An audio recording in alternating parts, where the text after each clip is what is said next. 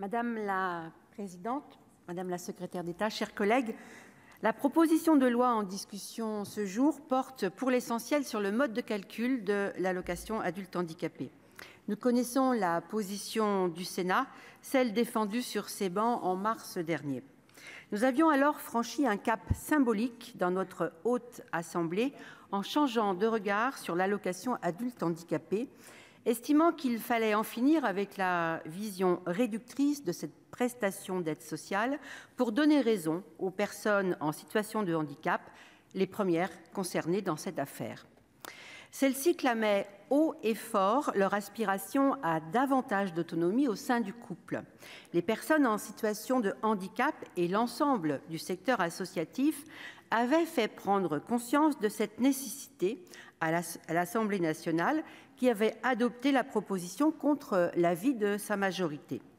La mobilisation sociale avait maintenu la pression sur les parlementaires en invitant le Sénat, par pétition, à programmer son examen. En mars, le rapporteur avait lui-même évolué dans sa conception de cette allocation, tournant le dos à la vision antérieure de cette aide. Je cite, « Pour une prestation en espèces, le foyer sert de base fiscale », encore défendue en octobre 2018 quand nous débattions de la proposition de nos collègues du groupe CRCE.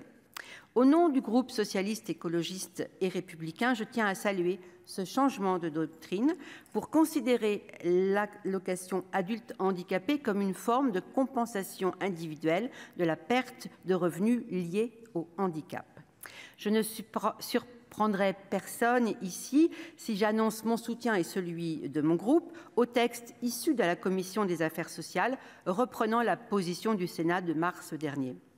Je souhaite revenir, Madame la secrétaire d'État, sur vos propos lors de ma question au gouvernement il y a 2 semaines. Vous nous avez dit que, je vous cite, « la déconjugalisation aurait pour effet de favoriser les couples plus aisés ». En réalité, ce que vos propos signifient, c'est votre refus d'accorder une allocation pleine à une personne en situation de handicap qui perçoit une AAH réduite au motif des revenus élevés de son conjoint. C'est précisément ce qui heurte bon nombre des allocataires et ce qui a incité plus de 100 000 personnes à signer la pétition sur le site du Sénat l'hiver dernier.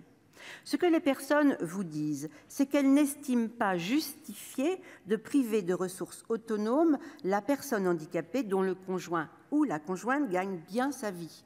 Je ne développe pas davantage les dangers et les risques de violence instaurés par cet enfermement économique, cette dépendance financière. Cela a été fait déjà précédemment. Un collectif d'une vingtaine d'associations résume ainsi ce combat « Stop à la dépendance financière dans le couple ». Revenons à vos arguments, Madame la secrétaire d'État. Vous avez dit aussi « Votre réforme aurait fait des perdants ». C'est faux. C'est parce que vous vous obstinez à refuser cette évolution que vous ne voyez pas son intérêt. La Commission des affaires sociales avait introduit un principe de faveur pour que le montant de la hache le plus favorable soit versé durant une période transitoire de 10 ans. Ce mécanisme ne fait ni perdante ni perdant. Il donne à l'État le temps d'étudier finement les situations et pourquoi pas d'aboutir à un revenu individuel d'existence pour les personnes handicapées. Vous avez dit encore, je rappelle que nous avons augmenté la AAH de 100 € depuis 2017, certes, et nous saluons. Mais je rappelle pour ma part que vous avez en même temps nivelé par le bas le montant de la majoration pour vie autonome du complément de ressources et que vous avez augmenté fortement la participation forfaitaire pour actes lourds en 2018. Ces rééquilibrages n'ont pas échappé à la Commission nationale consultative des droits de l'homme qui rappelle que les dernières mesures s'opèrent à coût constant pour la solidarité nationale alors que les statistiques de la DREES détaillent l'augmentation de la population éligible. Enfin, vous avez dit que vous craignez, je vous cite, que cette déconjugalisation fasse des personnes handicapées des citoyens à part. Pourtant, je rappelle que le montant de la AAH reste figé sous le seuil de pauvreté. Un collectif de 12 associations entend profiter des futurs débats budgétaires pour s'inscrire dans la loi que le montant de la AAH ne peut être inférieur au seuil de pauvreté. Il s'agit d'une question de dignité à laquelle nous souscrivons.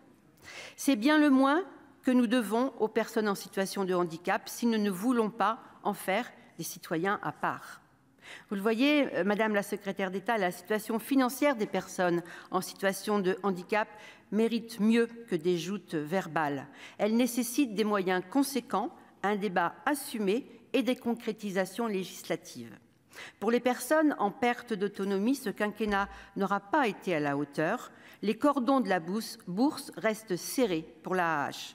Le chantier d'une prestation universelle d'autonomie n'a pas été ouvert, faute d'examen de la loi Grand Âge et Autonomie. Merci, chers collègues.